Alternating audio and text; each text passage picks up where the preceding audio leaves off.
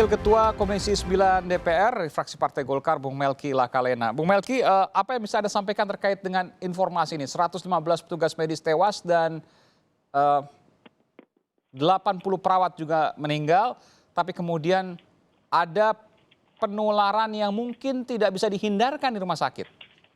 Ya, pertama secara pribadi dan mewakili teman-teman Komisi 9, kami turut berbelasungkawa atas meninggalnya teman-teman tenaga kesehatan, tenaga medis, 115 dokter, 80 perawat, dan kami tahu juga ada banyak juga tenaga pendukung lain juga yang memang meninggal yang dalam perang menghadapi COVID-19 ini. Iya. Sejauh yang kami ketahui, Mas, itu memang seperti disebut oleh Dr. Adib tadi, memang variasi ya penyebab meninggalnya dari teman-teman kita di rumah sakit ya, di puskesmas dan berbagai fasilitas kesehatan lainnya.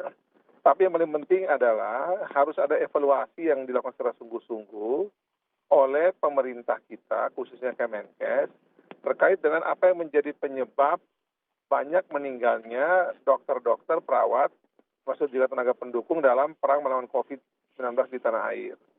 Nah, evaluasi ini yang kami dari dulu juga menunggu apa sebenarnya penyebab yang pasti.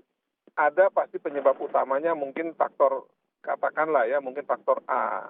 Atau yang kemudian penyebab lainnya ada faktor B, C, dan seterusnya. Itu yang sampai saat ini kami belum dan juga menunggu keterangan yang lebih jelas dari pemerintah terkait hal ini. Apa yang akan dilakukan oleh Komisi 9, Pak? Ya, kami sudah bertanya dan kami lagi menunggu jawaban yang pasti terkait hal ini. Jadi tentu ada banyak faktor ya, ada banyak faktor, bukan faktor tunggal dalam meninggalnya banyak tenaga kesehatan kita di tanah air ya. Nah, tapi tentu semua alasan itu harus tersampaikan secara jelas, baik itu penyampaian secara umum maupun juga penyebab orang per orang. Iya, Bung Melki begini, tadi disampaikan oleh Pak Adib, Dr. Adib, bahwa salah satu penularan utama di rumah sakit ya, itu kemudian karena ruangan tertutup, ventilasinya kemudian juga buruk, tidak ada HEPA filter. HEPA filter adalah filter yang kemudian bisa menyaring virus dan bakteri. Tentu ini kan menjadi perhatian. Kalau kita bicara soal maraton, karena kita tidak tahu kapan ini akan selesai. Apa yang kemudian bisa dilakukan di sini, apa yang antisipasi, apa yang kemudian seharusnya langsung dilakukan. Tidakkah itu menjadi perhatian? Kami di Komisi 9 semenjak awal pandemi ini terjadi bulan Maret lalu masuk Indonesia, itu sudah bersama dengan Kemenkes agar perlindungan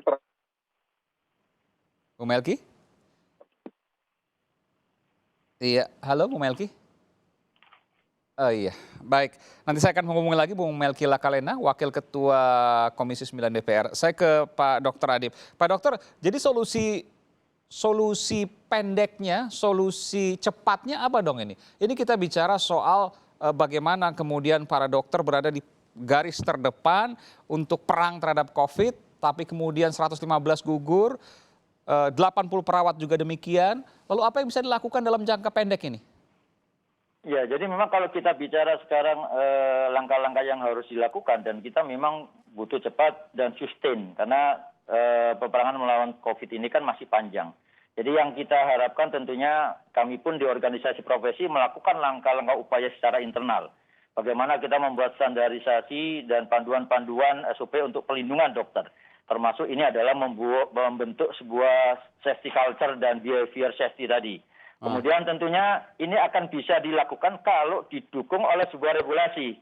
Nah, regulasi tentunya dari pemerintah untuk kemudian mendorong terkait dengan masalah tata kelola ruang tadi. Karena kita tahu bahwa dengan kondisi saat ini, dan perlu kami sampaikan, rumah sakit di Indonesia tidak semuanya didesain untuk menghadapi pandemi COVID. Tidak semuanya ada zonasi.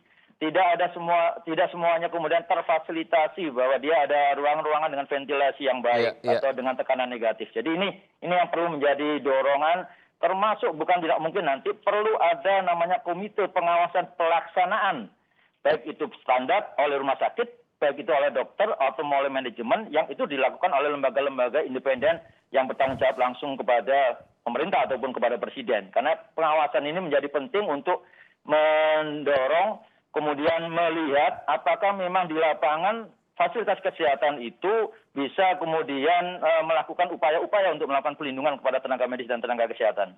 Jika ini kemudian tidak segera dilakukan, maka bukan tidak mungkin akan terus bertambah para tenaga kesehatan ini.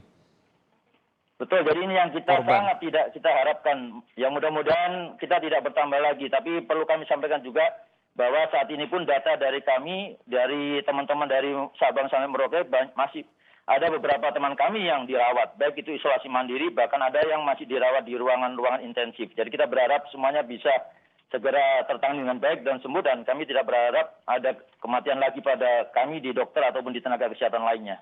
Baik, baik. Terima kasih, dan kemudian harapan juga dari kita semua agar semua bisa melaksanakan protokol dengan baik sehingga kemudian beban para petugas kesehatan juga tidak menjadi berlebihan begitu ya. Terima kasih. Yang paling penting juga masyarakat mungkin. Mas. Iya, Jadi iya. garda terdepan adalah masyarakat, dan masyarakat membantu kami untuk menjalankan protokol-protokol yang sudah ditetapkan oleh pemerintah. Betul, baik. Dan mudah-mudahan segera turun angkanya. Terima kasih Pak Amin. Dr. Adip Humaydi, Ketua Umum PBID, Pengurus Besar Ikatan Dokter Indonesia 2021-2024. Ini beda ya, IDI sudah memilih dulu ketuanya, nanti akan menjabat setelah 2021 nanti. Lalu kemudian ada Wakil Ketua Komisi 9 DPR dari fraksi Partai Golkar, Melki Lakalena. Tadi sempat putus kemudian audionya. Terima kasih Bapak-Bapak dan sehat untuk kita semua.